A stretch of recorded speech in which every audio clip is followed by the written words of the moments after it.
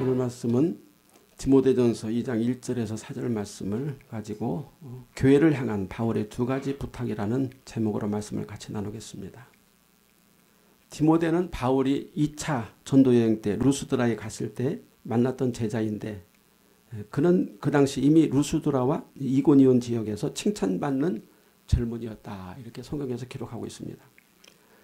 디모데는 아버지는 헬라인이었습니다. 그러나 어머니와 외할머니는 유대인이었죠. 그래서 유대인인 어머니 유니게와 외할머니 로이스 스라에서 유대인 교육, 유대인의 신앙 교육을 잘 받아서 모든 면에 근실하고 장래가 촉망되는 청년이었습니다.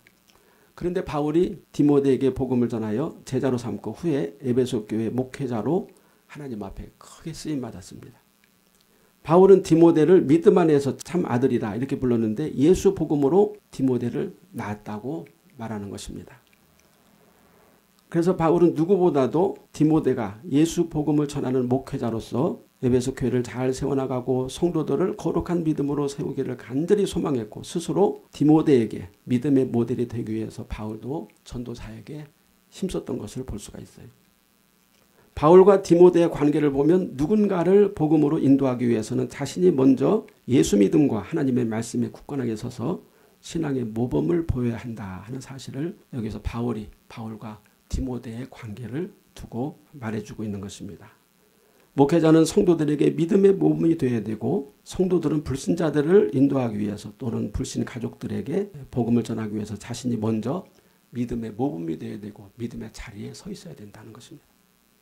바울은 디모데가 목회자로서 사명을 잘 감당하기 위해서 두 가지 매우 중요한 강령을 부탁하고 있습니다. 첫째는 디모데 자신에게 부탁하는 말씀인데 목회자가 해야 할 것은 구원의 복음을 쉬지 않고 가르치는 것이다. 목회자가 가르치는 목적은 변론이 아니라 그랬어요. 청결한 마음과 선한 양심과 거짓이 없는 믿음에서 나오는 사랑, 그리스도의 사랑을 전하라. 이렇게 디모데전서 1장 5절에서 말씀하고 있습니다.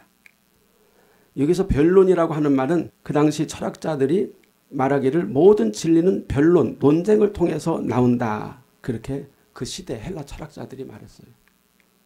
그래서 수많은 변론, 수많은 논쟁을 통해서 어떤 확고한 진리에 도달한다는 그런 사상이 있었습니다. 그런데 이에 반해서 사도 바울은 복음은 논쟁의 대상이나 논쟁거리가 절대 아니다. 믿고 순종해야 하는 하나님의 진리라는 사실을 여기서 분명하게 말해주고 있습니다. 그러므로 복음을 전하기 위해서 목회자는 사심이나 거짓 혹은 당리당략과 같은 세속적 방법으로 복음을 전해서는 안 된다는 사실입니다. 진리를 전해서 이 예수 복음을 그대로 전했을 때 내가 이익을 볼 것인지 내가 손해를 볼 것인지 따지지 말고 진리 그대로 예수님 말씀 그대로 전하는 목회자가 참 목회자이고 디모데 너는 그러한 목회자가 되라 이렇게 권하는 겁니다. 또 신화와 끝없는 족보에 몰두하지 말라고 바울은 디모데에게 당부했는데 신화는 그 당시 헬라 문화에서 유행하는 신들의 이야기이며 랍비들이 우화로 사용하는 영웅전이나 꾸며낸 예화들을 말하고 있습니다. 신화나 우화는 그 사실성에 대해서 끊임없이 논쟁이 되고 있습니다. 왜냐하면 이 신화는 거짓 신들에 관한 이야기, 에피소드 또는 우화는 어떤 교훈적인 내용을 전하기 위해서 사람이 꾸며낸 그런 옛날 이야기 이런 것이기 때문에 어떤 신화가 우세하냐 어떤 우화가 더 정확하냐고 끊임없이 논쟁을 하는데 그래봤자 다 거짓입니다. 다 허구입니다. 그런데 사람들은 그걸 가지고 계속해서 어떤 신화가 제일 정확하고 어떤 철학자의 말이 제일 맞고 막 이러면서 계속 논쟁을 한다 그 말입니다. 그 시대에도 사도 바울 시대에도 그런 논쟁들이 엄청 많았어요. 로마 제국이라고 말하면은 신화의 제국, 신화로 만들어진 제국이라고 할 만큼 신화에 매몰되어 있는 제국이 로마 제국인데 최초 황제인 로물루스는 늑대에 의해서 길러졌다. 그러니까 늑대에게 길러져서 왕이 되었다. 이렇게 또 로마 제국의 신화가 있습니다. 그러므로 목회자는 사람이 만들어낸 신화나 어떤 전설, 구전에 사로잡혀서는 안 된다고 사도 바울이 말씀하고 있는 것입니다. 실제로 유대 땅에서 유대인들과 함께 생활하셨고 하나님의 말씀을 가르치셨고 십자가에 죽으시고 부활하시고 승천하신 예수 그리스도 실제 예수님은 신화적인 인물이 아니고 실제로 육신으로 오셔서 역사의 한 부분을 그리고 그 안에서 하나님의 나라 복음을 전하셨고 십자가에 죽으시고 부활하시고 승천하시고 그리고 다시 오시겠다고 약속하신 분. 역사적인 인물이라 그 말입니다. 그래서 바로 그 예수 그리스도 실제 역사 속에 계셨던 하나님의 아들 예수 그리스도의 진리만을 전하라. 이렇게 사도 바울은 디모데에게 부탁하는 것입니다. 요즘 유튜브 보면은 얼마나 인기를 끌려고 하는지 예수는 실제 인물이 아니다. 이렇게 표제어를 써가지고 유튜브를 방송하는 사람이 있어요. 그 유명한 그 어떤 강사들 이런 사람들이 과연 예수는 실제 인물일까? 그러면 사람들이 궁금해서 봅니다. 예수 안 믿는 사람들도 혹시 예수가 가짜인가 이렇게 의심이 들어서 보기도 해요. 또 예수 믿는 사람들은 내가 믿는 예수님이 실제 하나님의 아들이라고 믿고 있는데 실제 인물이 아니래. 그래서 또 보게 됩니다. 그래서 조회수가 막 30만, 40만, 100만 막 그렇게 돼요. 그 사람들 돈 엄청 법니다. 가짜를 써가지고. 근데 내용 들어보면은 말도 안 되는 소리를 해요. 그 사람이 말하는 것도 허구예요. 그 사람들이 말하는 것도 꾸며낸 이야기예요. 사실이 아니에요. 그런데 그 거짓을 가지고 거짓을 퍼뜨리면서 엄청나게 유튜버들이 돈을 벌어 들이는데 이 미끼에 수많은 그리스도인들 또는 많은 사람들이 걸려들어서 거기다가 몇 푼이라도 부조하고 있는 것이죠. 그런 거 하지 말라 그런 뜻입니다. 또한 끝없는 족보는 누가 아브라함의 자손이냐 하는 혈통적 족보를 말하는 것입니다. 시상 지금도 마찬가지지만 그 당시에는 순수한 아브라함의 피를 받아 내려온 순혈 유대인은 없다고 봐야 됩니다. 없어요. 100% 아브라함의 피를 받아 내려온 유대인이 있겠어요? 생각해 보세요. 없어요. 유대인의 역사가 얼마나 진창으로 빠졌는지요. 이방인들과 뒤섞여서 엉망진창 외세의 침략을 받고 또 유린을 당하고 약탈을 당하고 그러면서 피가 섞였는데 무슨 아브라함의 혈통이 어디 있어요. 수많은 전쟁 속에서 유대인들은 이교 족속들과 피가 섞였고 더 이상 단일 민족이 아니며 바리새인들과 서기관들이 자기네들이 아브라함의 자손이라고 말하는 증거는 할례 받은 거. 할례만 받으면 아브라함의 자손이래요. 피는 아닌데. 가짜죠. 또 모세 율법 조항들을 각색해서 만든 탈무드나 안식일법을 지키면 유대인이래요. 아브라함의 자손이래요. 다 거짓말이에요. 여기서 바울이 끝없는 족보라고 말했는데 끝없는 족보라는 것은 짜증나고 지겨울 정도로 계속되는 족보 논쟁, 누가 원조냐 하는 논쟁을 말하고 있습니다. 원조 논쟁, 이런 얘기는 우리가 흔히 듣죠. 하다못해 음식점에서도 자기가 원조라고 그러고 정치인 중에서도 자기가 원조라고 그러고 원조 논쟁이 많죠. 바리새인들의 족보 논쟁은 진짜를 찾는 것보다는 누가 더 가까우며 덜 혼합되었느냐, 즉 순도가 100%가 아니라 누가 순도 50%냐 30%냐 10%냐 하는 논쟁인데 아주 쓸데없고 그리고 지겨운 짜증나는 논쟁이라고 사도 바울이 말하고 있는 것입니다. 100%가 아닌 이상 50%, 30%, 20%가 뭐지 진짜입니까? 그것도 다 가짜죠. 그러므로 아브라함의 자손이라는 말은 혈통적이 아니라 예수 그리스도를 믿음으로 의롭게 되어지는 치고의 관점으로 찾아야 한다는 사실을 바울이 여기서 말씀해 주고 있어요. 바울은 오직 믿음으로 예수 믿음으로 아브라함의 자손이 되어야 한다고 말하는데 바리새인들은 아주 지겹고 짜증나도록 아브라함의 혈통에 대해서 계속해서 자기네들이 진짜라고 논쟁을 하고 있다는 것입니다. 또한 바울은 디모데에게 근거 없는 신화나 랍비들의 우화 또는 바리새인들의 혈통 논쟁을 조심하라고 말하고 있는데 여기서 바리새인들은 신화나 우화 왜 그런 논쟁에 혈안이 되었을까요? 이것은 그들의 정통성을 합리화하기 위해서 성공신화를 만들려고 하는데 과거로부터 전해 내려오는 전설들, 신화들을 써먹는 것입니다. 그래서 과거의 어떤 영웅적인 인물을 자기의 모델로 삼아서 우리가 그의 후손이다. 이런 거 있죠. 정치에서도 김대중 노선을 이어받았다. 노무현의 노선을 이어받았다. 이승만의 노선을 받았다 하면서 자기가 이승만파다. 김대중파다 하면서 정치인들도 싸우죠. 다 거짓이에요. 자기 권력을 위해서 우겨먹는 것입니다. 우리나라에서도 족보 논쟁이 많이 있는데 제가 좀 오래전에 어떤 종중의 어떤 분에게서 전화를 받았는데 우리 김씨가 김수로 왕의 후예래요. 또 한쪽에서는 경순왕의 후예래요. 그러니까 우리는 왕족이라는 거죠. 그런데 그 왕족이라는 그 증거가 있어야 되는데 그게 족보입니다. 그래요. 그래서 족보를 이번에 그 왕족의 족보를 만들었는데 이것을 좀 싸게 해서 8만 원에 드릴 테니까 구입 좀 해주세요. 전화가 왔어요. 제가 샀겠어요? 안 샀겠어요? 안 샀죠. 얼어 죽을 무슨 왕족입니까? 또 왕족이면 또 뭐 하게요? 다 가짜이며 족보 논쟁을 통해서 자신의 천박한 출신을 좀 고상하게 만들어 보려는 속셈입니다. 이런 것들이 세속적으로는 막 얼마나 그 논쟁들이 많은지 몰라요. 가보면 다 자기가 진짜래요.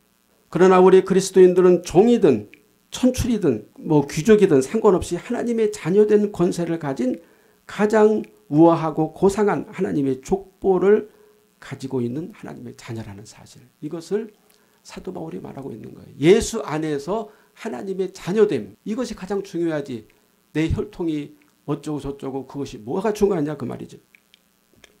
바리새인들은 스스로 아브라함 혈통의 정통성을 세우고 아브라함의 피를 이어받은 자만이 이 세상을 지배할 수 있는 권력과 힘을 가지고 성공할 수 있다고 하는 아주 세속적인 사고방식을 가지고 있었습니다. 그 당시. 그래서 예수님께서 바리새인을 아주 혼쭐나게 야단을 치신 것입니다. 이것이 유대 우월주의 선민 사상이죠. 과거에는 독일의 파시즘, 히틀러 파시즘, 현재는 미국의 트럼피즘입니다. 혈통 우월주의. 우리가 최고다. 우리 민족이 최고다. 그러면서 다른 족속들은 다 우리 민족 아래에 있어야 된다. 우리가 지배를 해야 된다. 이런 그런 우월주의가 어느 시대든지 있었는데 이제 사도 바울은 그런 것들을 다 멀리하라. 이렇게 말씀하고 있는 것입니다. 현재에도 목회자들이 세속적인 성공신화와 성공 사례들을 설교의 재료로 삼아서 이제 우리도 하나님을 믿으니 이렇게 성공할 수 있다. 거짓된 성공신화를 퍼뜨리고 예수 그리스도의 거룩한 진리를 예수님의 진리를 훼손하고 있다는 것은 사실입니다. 마치 예수 믿는 사람들은 세상에서도 성공신화를 이루고 출세하고 높아져야 하나님의 복을 받는 것이라고 목회자들은 강단에서 거짓말을 하고 있는 것입니다. 바울은 디모데에게 세상의 성공 출세를 그리스도의 말씀의 강단에 절대 올리지 말라. 거짓 없는 사랑으로 진실한 말씀만을 전하라고 부탁하는 것입니다.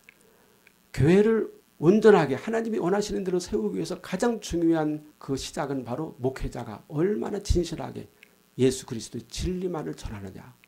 물론 그렇게 해서 교회가 막 부흥되지 않아요. 소문이 나지 않아요.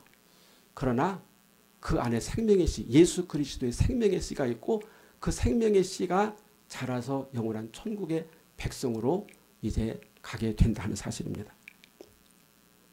디모데후서 3장 15절에서 17절 말씀에 또 어려서부터 성경을 알았나니 성경은 능히 너로 하여금 그리스도 예수 안에 있는 믿음으로 말미암아 구원에 이르는 지혜가 있게 하느니라.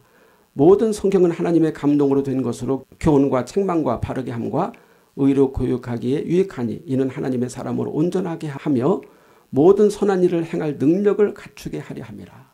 이 목적을 위해서 디모데야 복음을 전하라. 이렇게 사도 바울이 말한 것입니다. 바울은 두 번째로 디모데에게 부탁했는데 이것은 모든 사람을 위하여 간구와 기도와 도고와 감사로 이제 감사하라 하는 것입니다.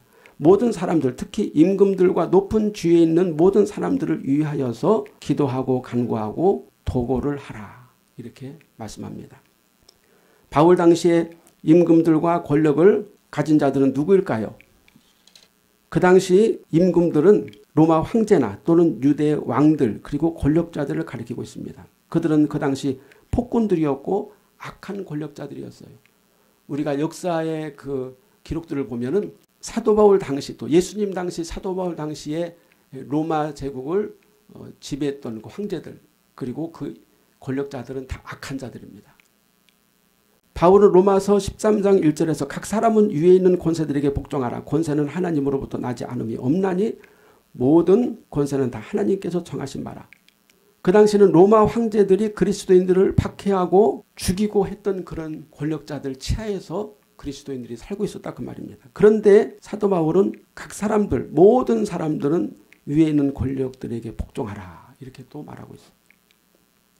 여기서 바울은 당시에 로마 식민지 하에 있는 유대 그리스도인들에게 로마 황제의 권력이나 그의 하수인들에게 복종하라고 말하는 것처럼 보이죠. 물론 이 말씀을 이 글자 그대로 받아들이는 성도들은 없어요. 그런데 이제 이렇게 사도 바울이 말하는 그 이유는 권력자들이 선에서가 아니라 단지 세상의 선과 악은 다 하나님의 섭리 가운데 있다는 하나님에 대한 절대적인 믿음에서 나온 것이다. 예를 들어서 악한 권력자들이 세워졌고 그리스도인들을 핍박하고 잡아 죽이는 그런 악한 황제들이 핍박을 해도 그 악한 자들, 그 악한 것들도 다 하나님의 섭리 가운데 있으니 그 권력자들에게 순종하는 것이 아니고 하나님의 섭리에 대한 절대적인 믿음을 가지라 그 말이에요. 여기서 복종하라는 것은 로마 황제들이나 권력자들이 시키는 대로 하라는 말이 아닌 것을 우리가 압니다. 무슨 뜻인가요? 대항하여 싸우지 말라. 그냥 그들의 수하에 있으라. 핍박을 다 받으라 그 말이에요. 이렇게 복종하라고 그러니까 세상 권력자들에게 편승해서 세상 권력과 야합하여 세속적 이득을 취하라는 말이 아닌 것을 우리는 분명히 압니다. 세상 권력자들이 핍박하면 같이 싸우지 말고 그대로 받아들이고 죽으면 죽으리라는 오직 예수 믿음을 지키라는 뜻입니다. 우리가 왜 이렇게 해석을 해야 되느냐. 그 당시 사도 바울뿐만 아니라 모든 그리스도인들이 그렇게 살았어요. 그 로마 황제의 폭정이나 핍박, 박해에 대해서 물론 개중에 들고 일어섰던 사람들도 있습니다. 그리고 그리스도인들 중에서도 우리가 이렇게 당하고만 있을 수 없습니다. 우리도 한거를 합시다. 우리도 봉기를 일으킵시다 하면서 그런 그리스도인들이 있었겠지만 그러나 적어도 지도자들, 그리스도의 사도들은 그렇게 하지 않았습니다. 한거하지 않고 그대로 핍박을 받으면서 순교의 자리에 이르렀다. 예수님의 12제자도 다 그랬고 사도 바울도 그랬어요. 그 후에 많은 믿음의 사람들이 그렇게 했습니다. 이에 대해서 예수님은 누가복음 6장 29절에서 이렇게 말씀하고 있죠. 너의 입뺨을 치는 자에게 젖뺨도 돌려대며 내 겉옷을 빼앗는 자에게 속옷도 거절하지 말라. 바로 이 말씀은 그냥 누가 와서 달라고 그러면 다 주라. 그런 뜻으로 볼 수도 있지만 핍박하는 자들에게 대항하지 말고 핍박을 다 고스란히 받으라. 누구를 위해서? 예수의 복음을 위해서. 무엇을 위해서? 예수의 믿음을 위해서 그렇게 하라 그 말이죠. 바울은 마지막 순교 때 로마 황제를 신으로 인정하라는 로마 정부의 압박을 받아들이지 않고 오직 예수 그리스도를 구세주로 믿고 하나님만을 섬기겠다는 신앙으로 순교를 했습니다. 바울이 권력자들에게 복종하라는 말은 권력자들을 대항해서 싸우고 투쟁하여 거룩한 복음이 아닌 세상의 정쟁이나 투쟁이나 쟁투로 인해서 불화를 일으켜서 그 불화로 인해서 그 한거해서 범법자로 잡혀가지고 고난을 당하거나 죽음을 당하지 말라 그 말입니다. 지금 우리나라 그 개신교, 기독교 항쟁하는 모습을 보면 너무나 안타까워요. 물론 다 이유가 있겠죠. 아무리 예수님을 믿고 하나님을 믿어도 세상의 법에 한거해가지고 범법자가 돼서는 안 돼요. 폭력자가 돼서는 안 됩니다. 살인자가 돼서는 안 돼요. 차라리 그냥 핍박을 받고 순교할 망정 이렇게 세상의 정쟁이나 투쟁에 거기에 빠져들지 말라. 거기에 개입하지 말라는 뜻입니다. 우리 그리스도인들이 세상 권력에 의해서 핍박이나 박해로 죽임을 당하면 거룩한 순교자가 됩니다. 그러나 만약 대항하다가 싸워서 범법자, 살인자 그리고 선동자가 되면은 잡혀서 사형을 당하게 되는데 그것은 개죽음이에요. 이왕에 죽을 바에는 핍박을 받고 예수 이름을 부르면서 순교하는 편이 훨씬 낫다. 훨씬 나은 것이 아니라 100% 옳다고 사도 바울이 말하는 것입니다. 그러나 예수 믿음을 위해서 우리는 단호히 거짓신을 거부하고 죽음을 맞이해야 되는 것입니다. 그렇다고 해서 바울은 세상의 일에 대해서 그리스도인들이 무관심하고 그냥 우리는 우리끼리 그냥 다른 세상에 사는 사람들처럼 살라고 하는 것은 아닙니다. 우리 그리스도인들도 세상의 권력이나 악한 일들에 대해서 관여를 해야 되는데 단지 무력투쟁이나 다툼이나 어떤 정쟁, 싸움으로 하지 말고 예수님의 진리의 말씀을 붙잡고 오직 기도와 간구, 도고의 기도 그리고 감사함으로 하나님의 전적인 능력을 믿고 하나님께 전권을 맡기고 세상의 악에 대해서 맞서라. 혈육으로 맞서지 말고 진리로 예수 믿음으로 맞서라고 바울이 말하고 있습니다. 그래서 바울은 세상의 왕들과 권력자들을 위해서 기도해야 할 분명한 목적을 디모데에게 말해주고 있습니다. 이는 우리가 모든 경건과 단정함으로 고요하고 평안한 생활을 하려 함이라. 디모데전서 2장 2절에서 말씀하고 있는데 이 구절을 쉽게 풀이하면 이렇습니다. 우리가 거룩함과 정직함으로 세상에서 믿음의 자리를 잘 지키며 광야 같은 삶을 잘 지나가도록 하기 위해서 우리 그리스도인들이 세상의 왕들과 권력자들을 위해서 기도해야 하고 하나님의 인도하심을 감사해야 된다. 이렇게 말하고 있습니다. 하나님은 모든 사람이 구원받기를 원하며 진리를 아는 데 이르기를 원하시느니라고 디모데전서 2장 4절에서 바울은 말합니다. 실상 우리 그리스도인들은 세상의 왕들이나 권력자들도 예수 믿고 구원받게 해달라고 기도해야 됩니다. 아무리 악한 정치인, 악한 어떤 독재자라 하더라도 또 설사 그 김정은을 위해서라도 기도해야 돼요. 그 불안당 같은 악한 놈도 회개하고 예수 믿고 구원받게 해주십시오. 기도는 할 수 있잖아요. 기도는 해야 돼요. 그들이 구원받고 구원받지 못하고 아니면은 죄를 회개하고 돌이키고 돌이키지 않는 것은 우리 소관이 아닙니다. 하나님의 소관에 있어요. 그러나 우리는 기도해야 된다. 그들이 악의 화임받아서 하나님을 끝까지 배신하든지 거역하든지 그것은 우리 문제가 아니에요. 그러나 우리 그리스도인들은 그런 세상의 권력자들, 특히 악을 행하는 권력자들을 위해서 기도하라. 그렇게 말씀해주고 있는 것입니다. 정말 히틀러라든지 김정은이라든지 아니면 어떤 독재자, 우리가 역사적으로 봤을 때 악하다고 인정할 수 있는 100% 인정할 수 있는 그런 독재자들이 예수 믿고 회개하고 돌이킨다는 것은 정말 힘든 사실입니다. 대부분은 다 그 악행으로 가서 멸망하고 말아요. 그러나 그렇다 하더라도 우리가 그들을 위해서 기도할 의무가 있다는 것이죠. 실제로 로마 역사에서 주 313년에 콘스탄틴 황제가 그리스도교의 자유를 선포하고 로마 국가의 종교로 기독교를 선포하는 기적적인 사건이 일어나는데 그것이 밀라노 칙령이라는 것입니다. 회개하지 않을 것 같았던 로마 황제 중에 한 사람이 회개했어요. 그리고 기독교를 국교로 정했어요. 왜 그랬을까요? 그동안 수많은 그리스도인들이 그저 핍박에 대항하지 않고 항거하지 않고 총과 칼로 싸우지 않고 하루 피를 흘리면서 순교했기 때문에 하나님께서 역사의 한 분기점에서 그 로마 황제의 마음을 돌이켜서 예수 그리스도의 복음이 온 세상에 전파되도록 역사하셨다 그 말입니다. 어쩌면 바울의 이 기도, 권세자들을 위해서 기도하라는 이 기도가 실제로 로마 제국에서 실현이 되었다고 볼 수가 있습니다. 그러나 실상 바울이 살았던 그 시대에는 로마 황제나 권력자들이 그리스도인들을 핍박하고 박해하고 잡아 죽이고 원형 경기장에 짐승의 밥으로 집어 던지고 화형시키고 그러면서 얼마나 끔찍한 핍박과 박해를 행했는지. 그러나 그런 상황에서도 그 황제들이 변화되지 않았지만 사도 바울과 그리스도인들은 거룩한 믿음, 천국 백성이 순결하고 존귀한 믿음을 지키기 위해서 하나님의 도우심을 구하면서 그 핍박의 현장에서 순교자의 피로 사라져갔다 그 말입니다. 결국 바울이 세상을 위해 기도하라는 말의 뜻은 무엇인가요? 이 세상에서 그리스도인들이 권력자들과 잘 협조하여 잘 먹고 잘 살고 편안하게 살면서 신앙생활도 잘하고 두 마리 토끼를 잡으면서 복을 받기 위해서 권력자들을 위해서 기도하라는 뜻이 아닙니다. 우리 그리스도인들은 우리가 세상의 권력자들을 위해서 기도하면 그들이 정치를 잘하고 민생을 좋게 해서 우리가 살기가 좋아지고 신앙생활에도 이득이 될 것이라고 생각하는 것은 우리의 착각이에요. 우리가 아무리 기도해도 애굽의 바로, 애굽왕 바로 같은 사람들은 결코 변하지 않습니다. 악인들은 결코 변하지 않습니다. 계속해서 핍박이 와요. 그것을 위해서 그들이 변화되어서 우리를 잘 살게 해주세요. 그렇게 기도하라는 뜻이 아닙니다.